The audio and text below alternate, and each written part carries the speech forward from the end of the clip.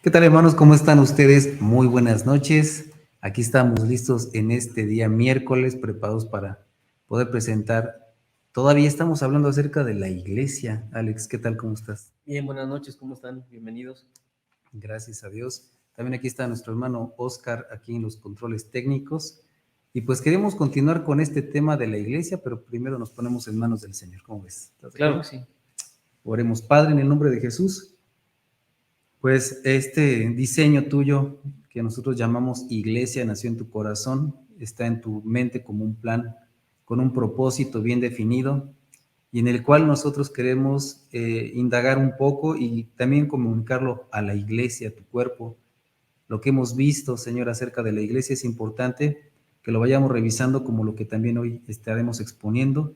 Rogamos que tu Espíritu Santo esté con nosotros, los que estamos de este lado de la cámara, los que están de aquel lado de las pantallas, que sea, Señor, un tema edificante para todos, pero principalmente para la gloria de tu nombre.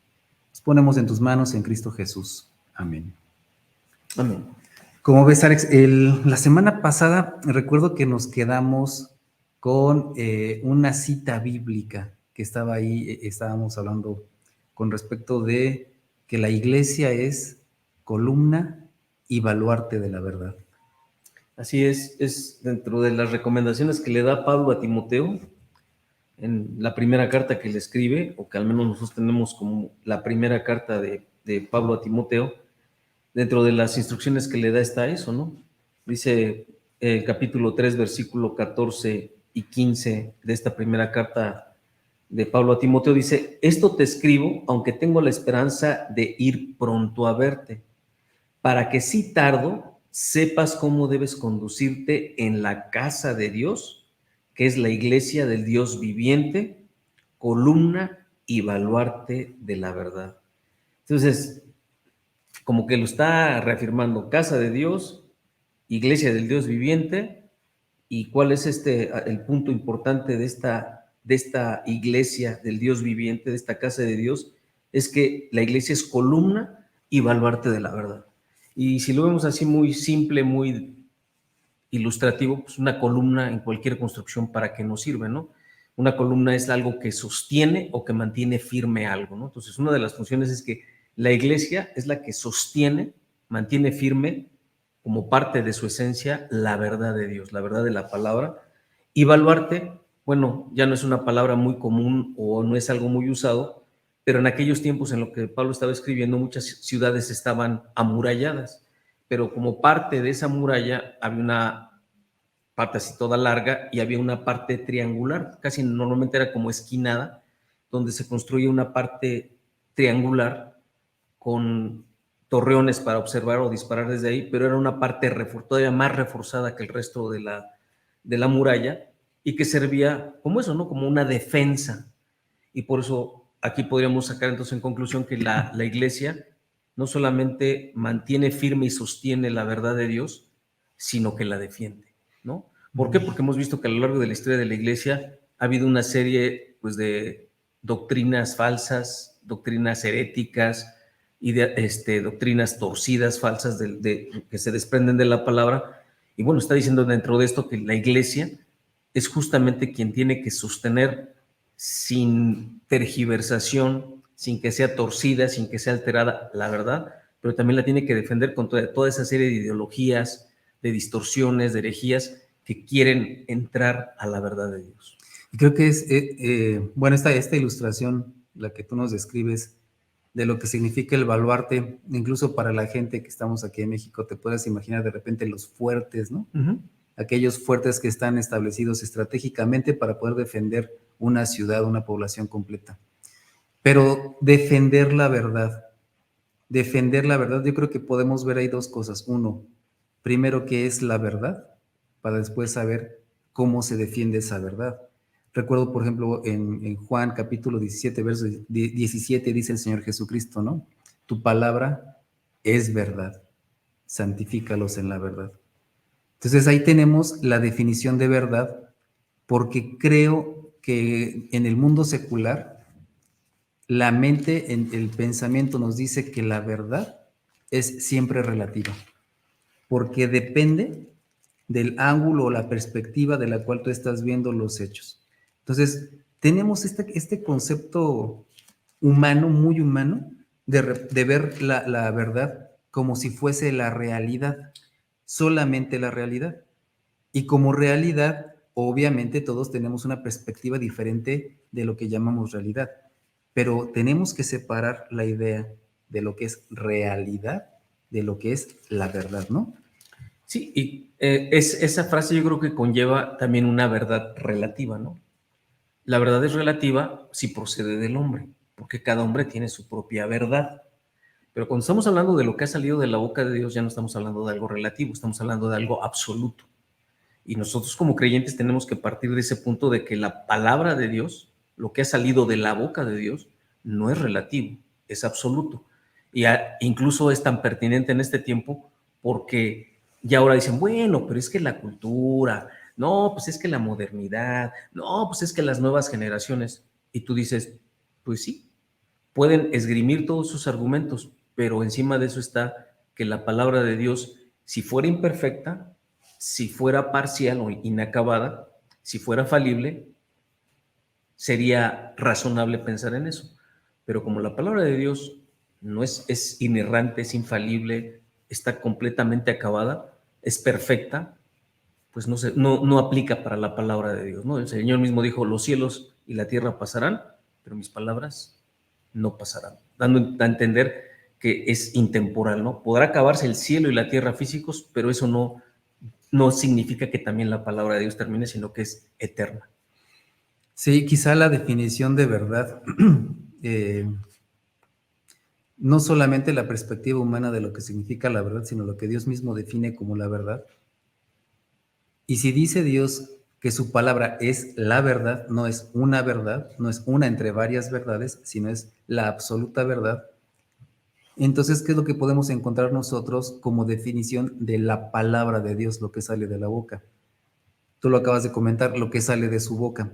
¿Qué es lo que comunica Dios a los hombres a través de la escritura? ¿Qué es lo que también entendemos nosotros como su palabra? Lo que Dios comunica a los hombres a través de su boca, a través de sus palabras, es quién es Él, qué es el hombre, qué es el mundo, eh, cómo funcionan las cosas y cómo se debe relacionar uno, tanto con Él como con los seres humanos y con la naturaleza. O sea, todas esas cosas que Dios ha dicho sobre sí, sobre el mundo y sobre las relaciones, es esta información que toda es completamente verídica, aun cuando no pueda ser comprobable. Sí, fíjate que a mí siempre me ha sorprendido este versículo que voy a leer. Todos hemos escuchado esa frase de Jesús de que Él dice de sí mismo, yo soy el camino, soy la verdad y soy la vida, ¿no? Eso también nos lleva a que la verdad no es un concepto, la verdad es una persona, que es Jesucristo, y que Él a sí mismo determina cuál fue su propósito y misión de venir a la tierra cuando está teniendo ese diálogo con Poncio Pilato. Y en una parte de ese diálogo le dice Pilato, entonces tú eres rey. Cuando Jesús le dice, mi reino no es de este mundo. Y Pilato le dice, luego entonces tú eres rey. Y ahí en Juan 18:37 viene la respuesta maravillosa del Señor Jesús que dice, le dijo entonces Pilato, luego eres tu rey. Respondió Jesús, tú dices que yo soy rey. Y dando a entender, el propósito no es que yo haya venido a reinar o que sea yo un rey. La siguiente frase nos dice el propósito. Dice Jesucristo, yo para esto he nacido y para esto he venido al mundo, para dar testimonio de la verdad. Entonces, ¿por qué me gusta esto? Porque quien sienta las bases de que a qué vino y qué vino a establecer, Jesucristo fue la verdad. Entonces, tú dices, cuando toma más sentido lo que le está diciendo Pablo a Timoteo, la iglesia es columna y baluarte de esto. ¿Por qué? ¿Quién es la piedra angular de la iglesia, la cabeza? Jesucristo. ¿Y sobre qué está basada? Sobre la verdad, que es Jesucristo. Entonces la iglesia encuentra su sentido de ser en la verdad, que es Jesucristo. De hecho, cuando dice el Señor Jesucristo, tu palabra es verdad, no es solamente lo que nosotros podemos leer, sino incluso toda la implicación que tiene que sea la palabra de Dios, porque vemos que desde el principio Dios hace las cosas a través del poder de su misma palabra. Y dijo Jesús, yo soy la verdad. Y el Señor hizo las cosas con su palabra, y vemos en Juan que se unen estos dos conceptos, tanto palabra verdad como también palabra persona, y los dos se juntan en Jesucristo. El verbo era Dios y el verbo estaba con Dios. El logos de Dios es la palabra de Dios, que es el mismo Dios encarnado y el cual nosotros conocemos como Jesucristo. Entonces, vemos que la verdad, como tú lo dices, no es solamente lo que podemos leer, sino incluso es, como tú bien lo comentaste, una persona, un ser, el cual incluso es imperecedero, es absolutamente verdadero y también digno de adoración. Pero ¿sabes qué más es? Inmutable, no cambia. Por eso es que alrededor puede cambiar la cultura, la ideología, las costumbres, etcétera, hasta los géneros o subgéneros que hay ahora, de que ya no nada más es masculino y femenino. Todo eso puede cambiar, pero lo que permanece inmutable es Jesucristo, que es la verdad. Esa no puede cambiar. Y por eso la iglesia no puede, en la defensa que hace de esa verdad, la iglesia no se puede ajustar a lo que hace el mundo o dejarse filtrar por lo que hace el mundo, sino en esa columna que se mantiene firme en la verdad. ¿Por qué? Porque Dios es inmutable. Y si Él no cambia, su palabra no cambia, ¿no? Ya está inspirada por el Espíritu Santo, ya se cerró el canon bíblico de la revelación de Dios, y esta palabra es la que dice Juan. Bueno, otras muchas cosas enseñó Jesús, pero aquí quedaron registradas las que tenían que quedar registradas para nuestra edificación. Entonces, también tenemos que meterle el carácter de inmutable, ¿no? Ese mismo Señor Jesucristo dijo, ¿no? Los cielos y la tierra van a pasar, todo va a pasar, pero la palabra de Dios permanece para siempre. Entonces, vemos realmente qué es lo que tiene, ahora sí, desde esta perspectiva, qué es lo que tiene que defender la iglesia, qué es lo que tiene por consigna de sostener y de defender. Justamente quién es Dios, cuál es su obra, cuál es el propósito de todo lo que Dios nos ha enseñado y hacia dónde también va dirigida toda la creación, no solamente los seres humanos, sino también incluso, en algún momento lo vamos a ver, seres creados espirituales, nosotros los seres humanos y el resto de la creación, ¿no? La verdad es que es muy interesante el seguir investigando con respecto a qué es la verdad. Hermanos, encuentre usted la definición bíblica de verdad y la verdad es que se va a enriquecer demasiado, ¿no? Así es. Fíjate, hay una cita más que quiero leer que tiene que ver con esto, a lo mejor es para cerrar y pasar a lo que hemos de ver. Dice 1 de Pedro 1:10 al 12. Me llama mucho la atención porque es como si estuviera haciendo un muy rápido y pequeño resumen Pedro, y dice: los profetas que profetizaron de la gracia destinada a vosotros inquirieron y diligentemente indagaron acerca de esta salvación, escudriñando qué persona y qué tiempo indicaba el Espíritu de Cristo que estaba en ellos, el cual anunciaba de antemano los sufrimientos de Cristo y las glorias que vendrían tras ellos. A esto se les reveló que no para sí mismos, sino para nosotros administraban las cosas. Y aquí viene la parte de la iglesia. ¿Qué hace la iglesia? Que ahora os son anunciadas por los que os han predicado el Evangelio por el Espíritu Santo enviado del cielo. Cosas en las cuales anhelan mirar aún los ángeles, ¿no? Pues aquí está implícito. Dentro de qué hace la iglesia, dice, bueno, pues todo esto que les fue revelado a los profetas, que no entendieron del todo lo que se les estaba diciendo, pero sí entendieron que no era para ellos, sino estaban siendo administradas para nosotros, y que estaban profetizando lo que habría de venir, el sacrificio de Jesús y las glorias que vendrían tras ello. Dice, ahora estas cosas les son anunciadas por los que les han predicado el Evangelio, y lo han predicado por el Espíritu Santo enviado del cielo.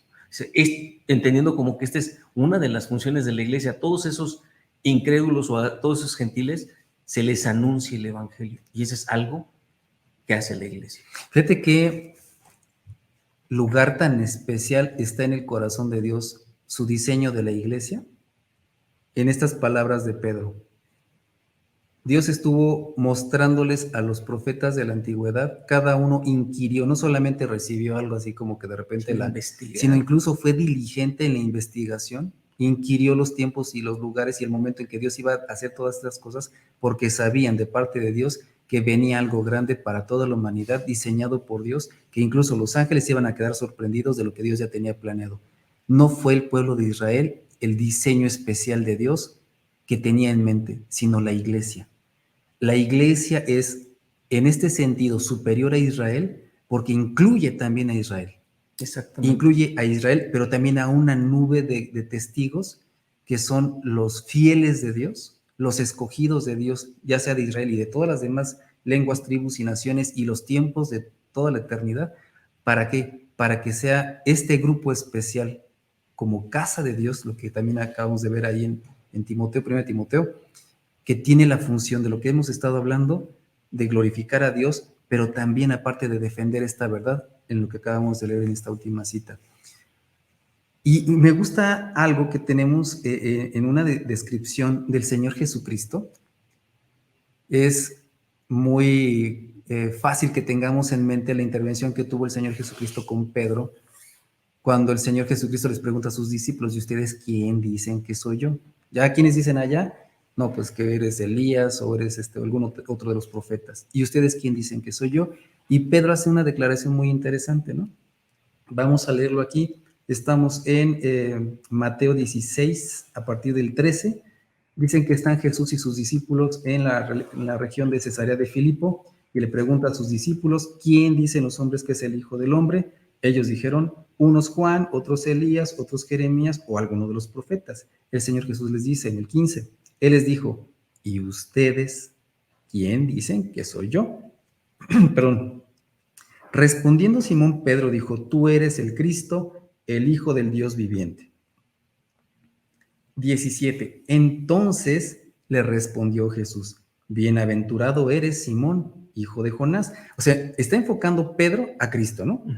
Él está diciendo, tú eres Cristo, tú eres el Cristo, tú eres el Mesías. Hemos entendido que tú eres el Hijo del Dios viviente.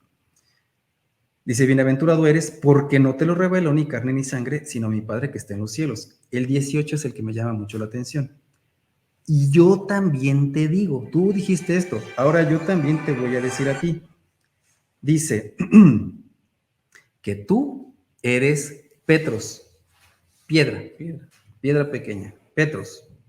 Dice, y sobre esta roca, Petra, edificaré mi iglesia y las puertas del Hades no prevalecerán contra ella. ¿Qué implicaciones tiene este texto que acabamos de leer? Esta declaración del Señor Jesucristo diciéndole a Pedro y a los demás discípulos que estaban allí. Dice, tú eres Pedro y sobre esta Petra, roca. Salmos 18:2 dice, Jehová roca mía y castillo mío.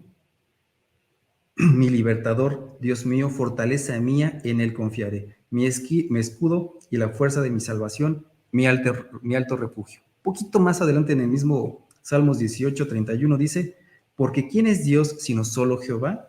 ¿Y qué roca hay fuera de nuestro Dios? Cuando nosotros vemos roca, no está hablando de Pedro, sino está hablando del Señor.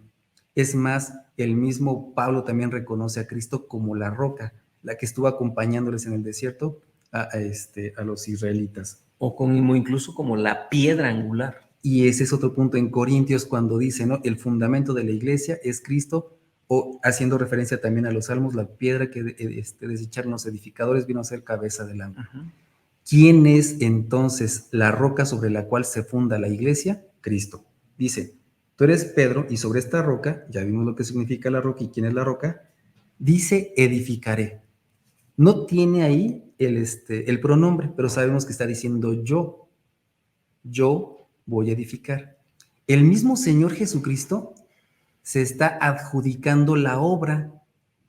¿Quién la va a hacer? Yo. Edificaré. Es decir, yo la voy a construir. Y ahí tenemos dos cosas importantes, Alex, que me gustan mucho. Dios, el mismo Señor Jesucristo, se va a involucrar en construir, en formar, en levantar la iglesia. Y si Él dice, la voy a edificar, tanto Él quiere como Él puede hacerlo. Es decir, yo me estoy involucrando y también tengo todo para poderlo hacer. Casi vemos ahí una firma del Señor Jesucristo diciendo, yo lo voy a lograr y no va a haber quién me lo pueda, quién me pueda detener. Y después dice, mí, porque a final de cuentas también lo habíamos visto en la semana pasada, que la iglesia es propiedad de Jesucristo, que Él la compró con su propia sangre. Entonces aquí tenemos tres implicaciones interesantes. El mismo Señor, con toda la voluntad y con toda la seguridad de que lo va a lograr, Él va a construir su propia iglesia y dice aquí más adelante, dice, y no prevalecerá, las puertas del Hades no van a prevalecer contra ella. Son varias cosas las que el Señor Jesucristo está diciendo en una sola frase. Está comentando que la muerte no va a prevalecer, es decir, la iglesia también es eterna. Una vez que el Señor la echó a andar, nada la va a detener. Tiene un destino eterno.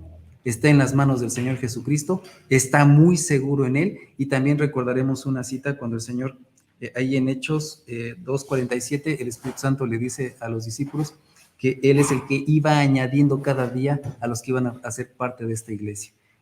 A fin de cuentas, de todo esto, si entendemos lo que el Señor Jesucristo le está diciendo a Pedro, es que la iglesia, independientemente de lo que sucede en el mundo, la iglesia va a prevalecer.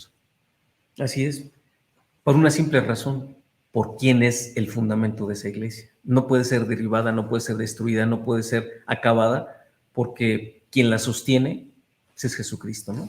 Es Él, en el ejemplo de una casa o de un edificio, de una edificación.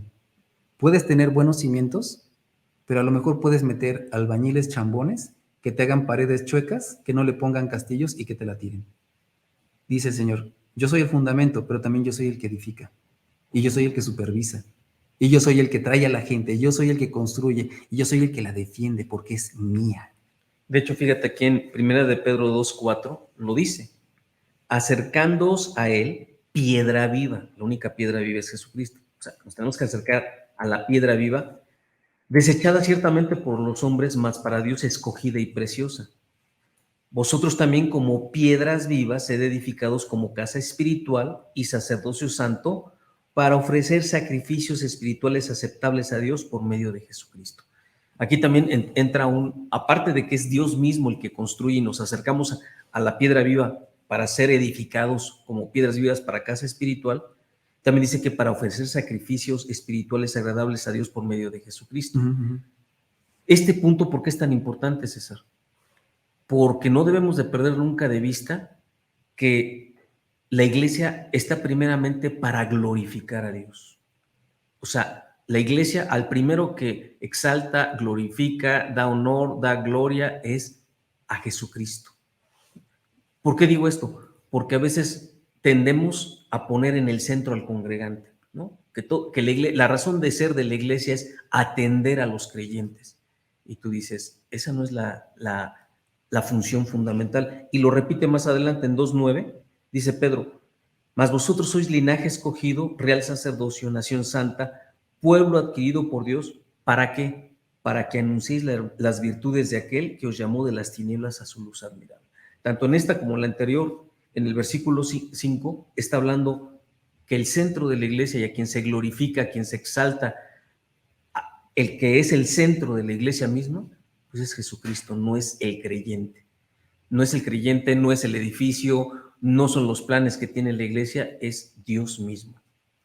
Dice una de Pedro 4:11, si alguno habla conforme a las palabras de Dios, si alguno ministre conforme al poder que Dios da, para que en todo sea Dios glorificado por Jesucristo, a quien pertenece la gloria y el imperio por los siglos de los siglos. Amén. Y es muy puntual esto que estás mencionando con respecto a tanto quién la edifica, quién la fundamenta, quién le da sustento y hacia quién va dirigida toda la obra de la iglesia, que es para glorificar o exaltar a nuestro Dios. Porque se puede secuestrar a la iglesia viendo a Dios como, digamos, un mesero así celestial. Por favor, yo quiero que me traigas esto, quiero que me quites lo otro, quiero que me levantes, quiero que se muevan las cosas a mi favor. Y por eso se anima uno luego a decir en oración, la verdad, oraciones necias para gastar solamente nuestros propios deleites, pidiendo necedades. Cuando revertimos la idea de que el principal es Él y la gloria es para Él, incluso la manera en que te vas a referir a Él va a cambiar. Si dices, yo tengo que hacer las cosas para su gloria, entonces, ¿de qué manera me puedo yo acercar a Él, no? Creo que también la otra es que cuando por ignorancia, por falta de crecimiento espiritual, por falta de entendimiento de la palabra, consciente o inconscientemente vemos a Dios como el medio, no como el fin. Dios es el fin. Nuestra finalidad es Dios, no la bendición de Dios, no la sanidad de Dios, no la prosperidad de Dios. Nuestro fin es Dios mismo. Entonces, aquí poco a poco ya estamos llegando al punto en decir, bueno, entonces, en sí, ¿cuál es la función de la iglesia? Y la función es que primeramente en todo lo que haga y en todo lo que es, glorifique primeramente a Dios, ¿no? La segunda, como vimos aquí, es anunciar, mantener, defender la verdad de Dios, ¿no? Y proclamar esa verdad, esa multiforme sabiduría de Dios a los hombres y aún a los principados y potestades. Entonces, la iglesia es el instrumento de Dios para que Él sea glorificado, para que se conozca su verdad y para que el que no lo conoce, por medio de la predicación del Evangelio, pueda conocer a Jesús. Y creo que también, precisamente por lo mismo que el Señor nos comunica en la misma Escritura, también es algo que es muy, digamos, presente en la misma iglesia por lo que Dios hace es que Dios ministra a su iglesia con mucho amor y sabiduría. Es decir, el congregante que es parte del cuerpo de Cristo, aquel que fue llamado para ser parte del cuerpo de Cristo y que forma esta iglesia gloriosa de Dios y de Cristo, recibe innumerables bendiciones, cuando entiende y toma el lugar que le corresponde. Entre las cosas que también la iglesia tiene que hacer es capacitar a los santos precisamente para que entienda y le dé la gloria al que se la merece, que es a Dios. Y entre ellos también, pues nos manda el Señor a amarnos los unos a los otros, a que vivamos en armonía, incluso a veces para corregirnos unos a otros con la amonestación, servirnos entre nosotros también para que pueda edificarse la iglesia, que también nos perdonemos, que, en fin, hay una serie de instrucciones que Dios nos da a nosotros como congregantes, de los cuales también nosotros recibimos de una manera especial estas bendiciones de Dios que nos llenan y que nos llenan de gozo, nos dan esperanza. Sí salimos beneficiados. Por cumplir el principal propósito de glorificar a Dios, nosotros recibimos por añadidura una serie enorme de bendiciones, incluso cuando no todas esas bendiciones es algo que nosotros queremos, y también cuando pasamos momentos difíciles. El Señor, al equipar a su iglesia, también la prepara para los momentos críticos, y de todos modos sale airosa. Sí, y que lo importante aquí es que cuando entendemos cuál es la función y la razón de ser de la iglesia, entonces ya todo lo que haga la iglesia dependerá de eso, ¿no? Y que entiende, pues, lo primero que tenemos que entender es que todo lo que hagamos como iglesia debe de glorificar a Dios, debe de dar a conocer y exaltar su verdad, y que en el conocimiento de su verdad empieza eso, que todo esto que tú describiste para no redundar, ¿no? Amarnos, perdonarnos, edificarnos mutuamente, etcétera, etcétera, etcétera, porque eso es lo que dice la verdad, ¿no? Que se resumen los dos grandes mandamientos, amar a Dios y amar al prójimo. Porque como platicamos hace rato antes de venir aquí, esa profecía, ¿no? El pueblo se perdió por falta de conocimiento. ¿Por falta de conocimiento de qué? De la verdad de Dios. Y es cuando viene sí, esa debacle. Y otra de las funciones quizá también que tiene la misma iglesia por diseño de Dios y por voluntad de Dios es la comisión que nos dejó en Mateo 28, ¿no? También el ir y alcanzar a los perdidos. ¿Quiénes son los perdidos? Aquellas personas que ya están llamadas a vida eterna y que el Señor quiere abrirles el entendimiento para que puedan proceder a arrepentimiento y llegar al Señor en arrepentimiento y fe.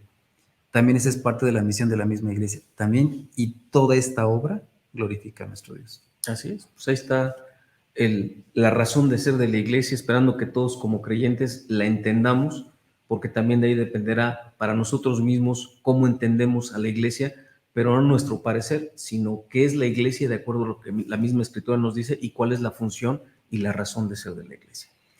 Pues rogando al Señor que también estas transmisiones vayan tirando algunos argumentos que hayamos tenido de repente en mente contrarios a lo que Dios quiere que sea la iglesia, y también dejando ahí una probadita para que también usted se anime a seguir investigando más con respecto a la iglesia, con lo que dice su palabra, pues queda esta invitación hecha en esta noche de miércoles, Alex. Pues sí, pues gracias por habernos acompañado, que tenga un buen descanso en esta noche y que Dios le bendiga. Que tenga excelente tarde. Buenas tardes.